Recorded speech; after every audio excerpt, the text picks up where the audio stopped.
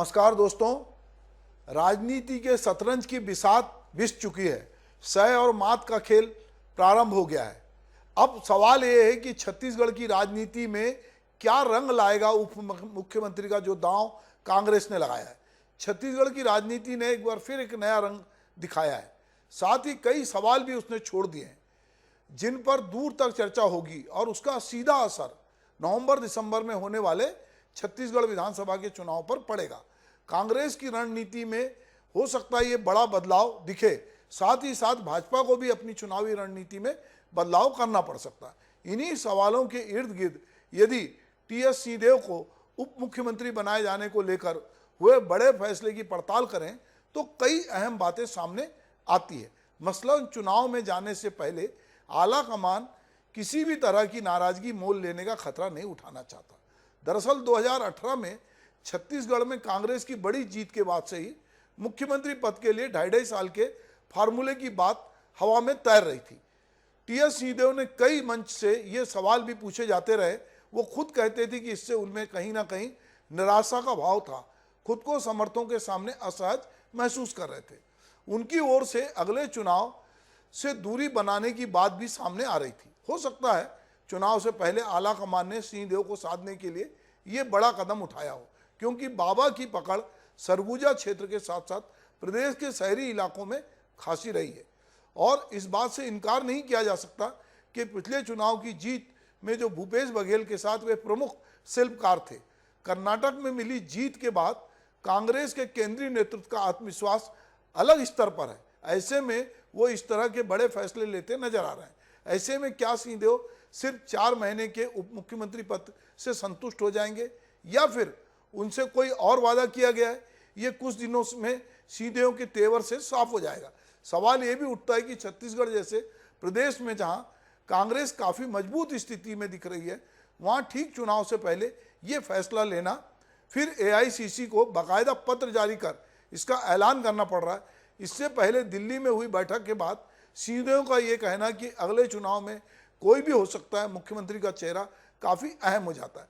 हालांकि उप मुख्यमंत्री बनने के बाद सिंहदेव ने एशियन न्यूज़ से खास बातचीत में कहा है कि अगले सीएम के लिए अगर कोई लिस्ट बनती है तो मुख्यमंत्री होने के नाते भूपेश बघेल ही पहली पसंद होंगे, लेकिन उन्होंने एकमात्र पसंद की बात नहीं कही है। तो चलिए एशियन न्यूज़ की संवाददाता अंकिता शर्मा ने जो टी.एस. सिंहदेव से बातचीत की है उसके कुछ अंश को सुन लेते हैं। जी बिल्कुल। देखिए, मुख्यमंत्री से मुलाकात जो है वो हो चुकी है और इस वक्त हमारे साथ टी.एस. सिंहदेव, उनसे हम खास बातचीत करते हैं। सबसे पहले तो आपको एशियन न्यूज़ से खूब सारी बधाइयां। बहुत बहुत धन्यवाद। लगता नहीं कि 4.5 साल का जो सफर था, जो उम्मीदें थी, केवल वो 4 महीने के लिए उम्मीद को पूरी होगी। किस रूप में देखते हैं इसे आप? मैं तो आज में पल में जीता हूँ। जो बीत गया वो अस्तित्व में नहीं रह जाता। भविष्य के लिए कभी कभी आदमी विचार करता है, मेरे लिए वो भी अस्तित्व में नहीं है। आज और अब यही सब कुछ होता है। इसी पल में, इन्हीं पलों में अपनी जिम्मेदारियां निभानी होती हैं और मैं करता रहा हूँ, करता रहूंगा। डिप्टी सीएम तो आप बन चुके हैं, लेकिन जब आपको ये बताया गया कि डिप्टी सीएम आप बनने वाले हैं, सबसे पहले आपके दिमाग में क्या है कि आखिर मुझे क्या कुछ करना है इस राज्य के लिए?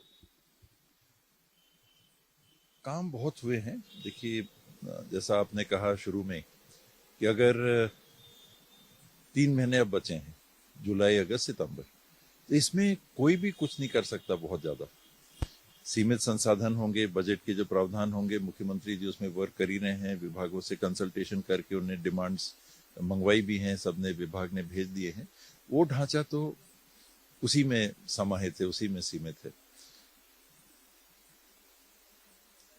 जब ये बात आई, मेरे ध्यान में वही चीज थी कि एक उप मुख्यमंत्री के रूप में कोई जवाबदेही सीधे अलग से नहीं होती। जैसे कैप्टन हुआ टीम का तो एक वाइस कैप्टन मनोनीत कर दिया, तो वाइस कैप्टन सप्लीमेंट्री काम साथ में, कैप्टन के साथ में, वरना बाकी सब प्लेयर्स कैप्टन प्लेयर्स, और एक बीच में उन्होंने एक वाइस कैप्टन भी अपॉइंट कर दिया। तो बैटिंग वही करनी है, फील्डिंग वही करनी है, बॉलिंग वही करनी है। वो स्वीकार निर्णय हो चुका है। क्या जय वीरों की जोड़ी 2023 और 2024 में कमाल दिखा पाएगी? मतदाताओं के पास हम जाएंगे और मुझे विश्वास है कि जो काम हुआ है उसके आधार पर जरूर साथ देंगे मतदाता। मेरा आखिरी प्रश्न, 2023 में अगर कांग्रेस की सरकार बनती है तो क्या आप मुख्यमंत्री के रूप में प्रोजेक्ट होंगे? सिटिंग मुख्यमंत्री स्वाभाविक है कि आगे रहते हैं उस लाइन में। क्यू अगर है तो क्यू में सिटिंग मुख्यमंत्री हैं, चुनाव आप जीत के आओगे तो स्वाभाविक तौर पे उनका नाम आएगा। तो सामान्य परिस्थिति में तो फर्स्ट चॉइस।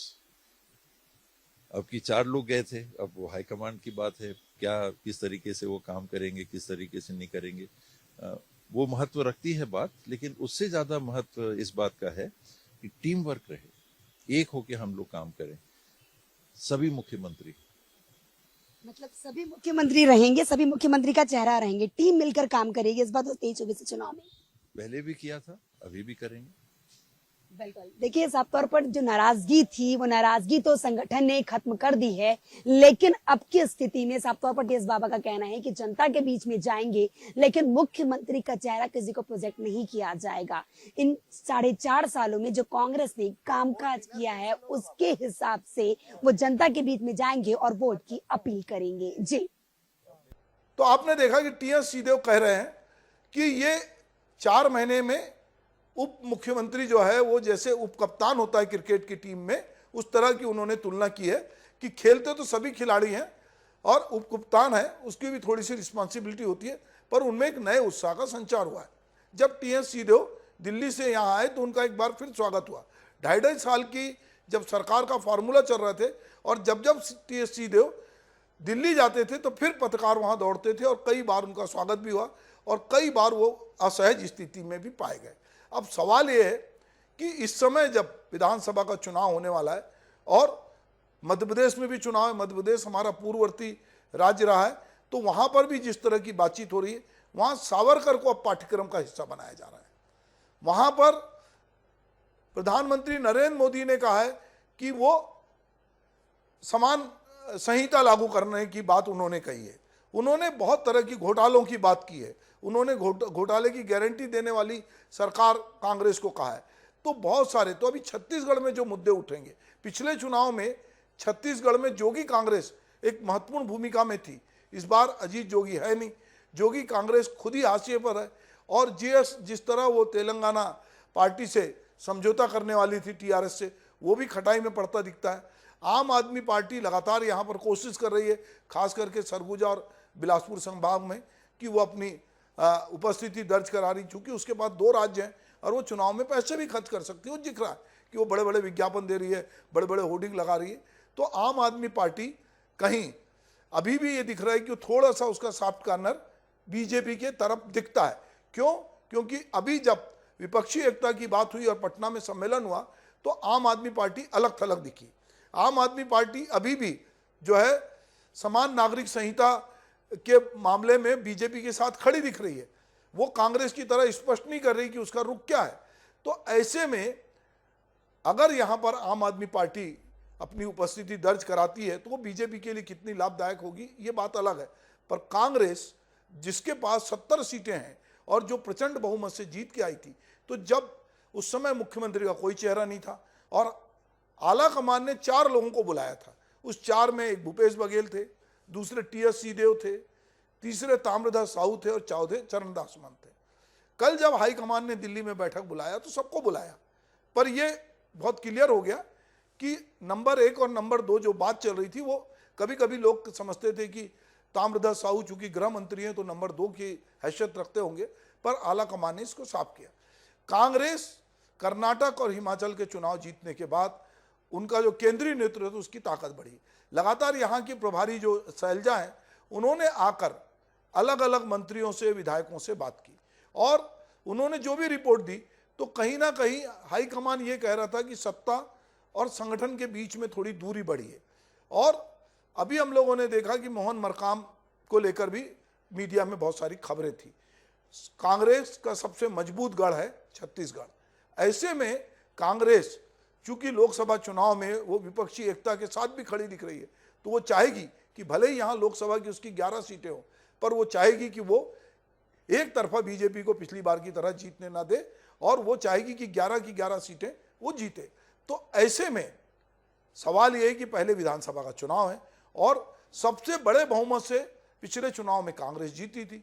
तो कांग्रेस ने जो पिछला चुनाव जीता था उसमें एक जन घोषणा पत्र भी था जिसमें टीएस सिंहदेव ने बड़ा रोल प्ले किया था, पर अब वो कह रहे हैं कि अभी और भी नए साथी जुड़ेंगे। तो जब हाईकमान ने दिल्ली में बैठक बुलाई और बैठक में जब तमाम नेता इकट्ठे हुए तो सबसे 1-to-1 बात भी हुई, उसके पहले भी यहाँ उनसे बातचीत हुई थी, तो एक तरह का फीडबैक लिया गया।